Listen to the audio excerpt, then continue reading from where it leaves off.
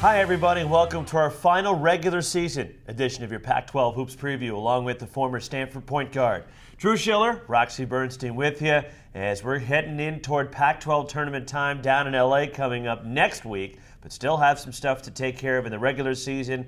And after a sensational week for the Arizona Wildcats, no surprise that the Pac-12 Player of the Week is a Cat. Kyle Fogg, his second player of the week in the last 4 weeks against USC on Thursday, 16 points and a career-high 12 rebounds. And on Saturday against UCLA, 20 points and 9 rebounds. It didn't seem like it was going to be the Wildcats' day, especially when Tyler Lamb banked in that three-pointer for the Bruins. But Kyle Fogg down the stretch made some big plays, some big shots, some big free throws. He kept Arizona's NCAA tournament berth hopes alive.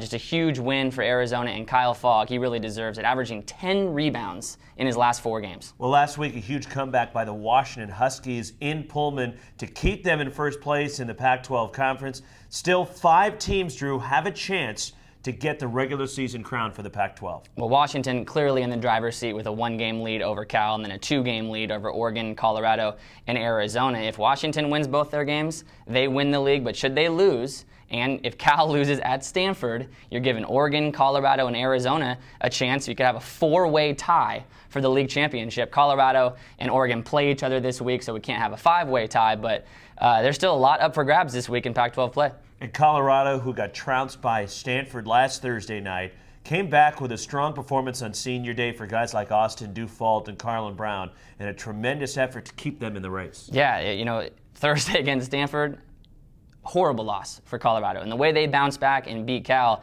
it was a strange week in Pac-12 play last week. Then Stanford, of course, went and lost to Utah. So, we talked about this year in Pac-12, nothing would surprise us, and that's exactly what we saw last week. Before we get to the games for this week, let's get Drew's predictions and his feelings on some awards in the Pac-12 Conference. Drew, let's start with Pac-12 Player of the Year. How do you see it? Well, there's still, some things could shake out differently this week. There's still a couple games left to be played. But at this point, I think Tony Wroten deserves the Player of the Year for Washington, averaging 17 points. Freshman. 17 points, 5 rebounds, 3.5 assists per game. He also leads the league in steals at just over 2 steals per game. And although he's been a 50 to 55% free throw shooter all season, he came up huge at Washington State. He was 9 for 12 from the free throw line to help Washington get that win. Should he win the award, he'll become just the 3rd Washington Husky to ever take home the Player of the Year, joining Christian Welp in 1986 and Brandon Roy in 2006. And he'll be just the 3rd freshman in history to ever win Pac-12 Player of the Year, joining Sharif Abdur-Rahim in 1996 and Kevin Love in 2008. So I guess that also takes care of our Pac-12 Freshman of the Year in your eyes. Yes, it does. We don't even need to break it down. Let's go to Pac-12 Coach of the Year. With 5 teams still left in consideration for the league crown, this has got to be a tough decision. Well, I think Tad Boyle has done an amazing job at Colorado when you lose 2 players to the NBA, Alec Burks and Corey Higgins, and it's also never easy to join a new conference. I think Dana Altman at Oregon has done a great job, assimilating all of their transfers, plus he lost 2 key freshmen early on in the season.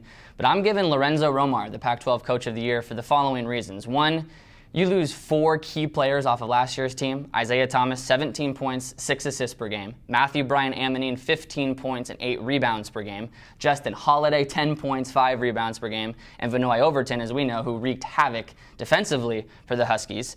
Secondly, when you lose Scott Suggs, who was supposed to be their senior leader this year and their captain, he's missed the entire year with a foot injury. He's redshirting. He'll be back next year. And then third, the Huskies really could have folded early on in the season, I think, when they lost 5 games in the non-conference, culminating in that blowout, embarrassing loss at home to South Dakota State. But they've rallied together. And, I don't think we would have probably given Coach Romar this award early on in the season, but the way that the Huskies are in position now to win the Pac-12 regular season title, unbelievable stuff. Well, and that leaves the Pac-12 Defensive Player of the Year. Who do you see getting that award? Andre Robertson at Colorado. He leads the league in rebounding at 11 per game. He also leads the league with 2.5 block shots per game, and he's in the top 10 in steals at just under 1.5 per game. And he anchors that Buffalo's defense that leads the league in scoring defense and field goal percentage defense. So Andre Robertson, just a sophomore, look out for the next 2 years in the Pac-12. Well, that leads us right to our games coming up this week, and it starts with a huge tilt in Eugene, Oregon, Thursday night as Colorado visits Oregon. A game at 7:30, a national broadcast on FSN. The Buffs and the Ducks still alive in the Pac-12 race. Well, and both teams are coming off huge wins. Of course, we talked about Colorado defeating Cal, and then Oregon behind a career-high 25 points from Garrett Sim knocked off Oregon State on Sunday. It was a controversial finish in the first game when Nate Tomlinson took it coast to coast and got fouled by E.J. Singler with 1 second remaining, and he made one of 2 free throws. Dana Altman, the coach, was seen running off the court trying to talk to the referee. So it's a huge game up in Eugene. The winner puts themselves in great position to finish in the top 4 and get the first round bye in the Pac-12 tournament, and they also keep their at-large berth in the NCAA tournament alive. Also coming up Thursday night, Utah is at Oregon State, a game that tips at 7 o'clock at Gill Coliseum in Corvallis. UCLA at 7:30 host Washington State at the LA Sports Arena, and also at 7:30 in LA, Washington. First place Huskies are at USC, 7:30 tip at the Galen Center. And then we jump ahead to Saturday, and the Washington Huskies will have a chance to wrap up, assuming they beat USC Thursday night. A chance to nail down the Pac-12 crown. 11 a.m. tip at the LA Sports Arena.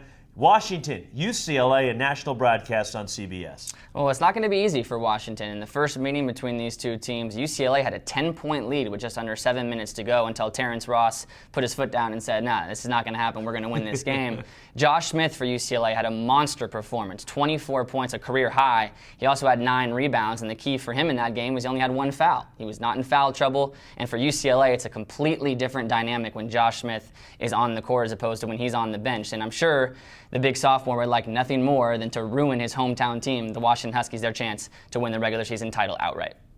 Also coming up on Saturday, Colorado is at Oregon State, a national broadcast on FSN, 1 o'clock at Gill Coliseum in Corvallis, 3 o'clock on Comcast Sportsnet Northwest. Utah is at Oregon at Matthew Knight Arena, and also at 3 o'clock Saturday afternoon, a game you can see on USCTrojans.com. Washington State is at SC. And the regular season concludes for the Pac-12 Conference Sunday afternoon with 2 games, both national broadcasts on FSN. The first one comes your way at 1:30 Mountain Time, 12:30 Pacific from the desert, Arizona at Arizona State, and then a game that could have Pac-12 title implications. Stanford hosts Cal, Maples Pavilion, a 2:30 tip on the farm for the big game part 2.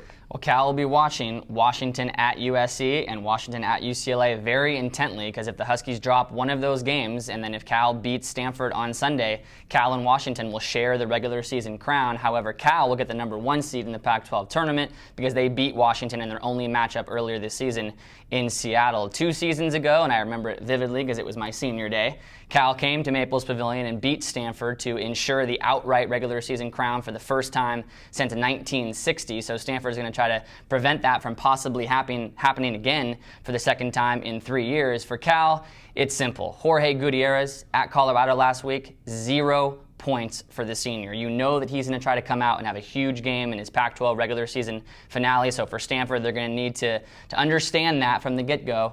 But you also got to deal with Justin Cobbs and Alan Crabb and Harper Camp. So a huge game down on the farm. Yeah, senior day for Josh Owens, so emotions will be running high for the Stanford Cardinals. Still so much to play out in the conference. Stay glued to the action because every seed, for the most part, is still up for grabs in the Pac-12 tournament coming your way from Staples Center next week, March 7th through the 10th. So for Drew Schiller, Roxy Bernstein, thanking you for tuning in to another edition of Pac-12 Hoops.